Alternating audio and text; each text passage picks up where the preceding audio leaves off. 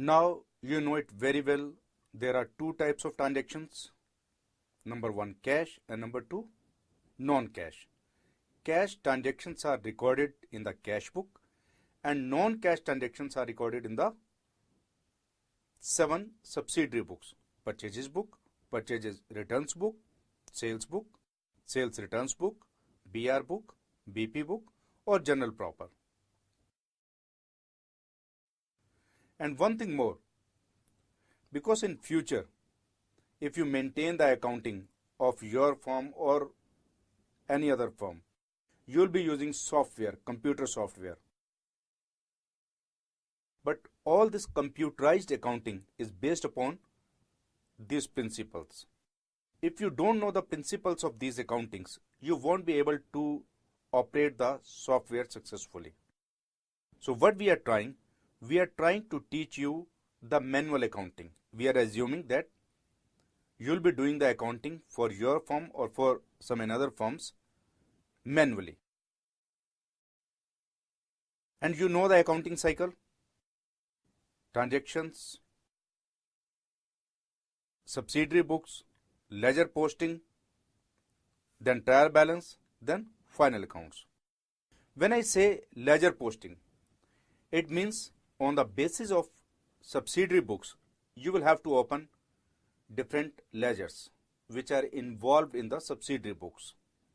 So you will have to buy one book which contains the proper formats of ledgers. This book of ledger is just like the telephone diary. Means you can find out any party or any account alphabetically. And this book of ledger is called principal book. So ledger posting means you are noting down in the principal book. But one thing more, cash book is also a ledger. So it's also a sort of principal book. So sometimes it's a very important question. The examiner may ask you, the cash book is a subsidiary book or principal book? So what will be your answer? It is subsidiary book as well as principal book. Why subsidiary book? Because the first time the transaction is noted down in the cash book. When the transaction becomes black and white first time in the book, that book is called subsidiary book. Suppose you have sold the goods on cash basis. What will you do? You will note down this cash book first time in the cash book. So cash book will be the first book which will note down the transaction. That's why it's a subsidiary book. Number two, cash book also plays the role of cash account. So it's a sort of ledger also, because we have got the opening balance, we have got the closing balance of cash book. So it's a sort of cash account. That's why it's the part of principal book, means it's a principal book. So please note it down. Cash book is a subsidiary book as well as principal book.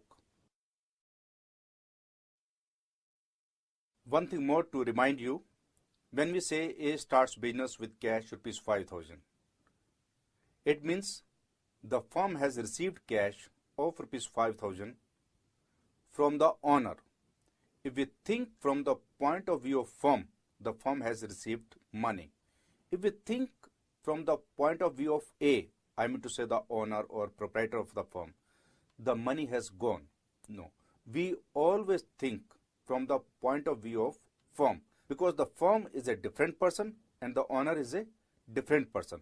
You know, under this principle, we always take the capital money as receipt in the cash book.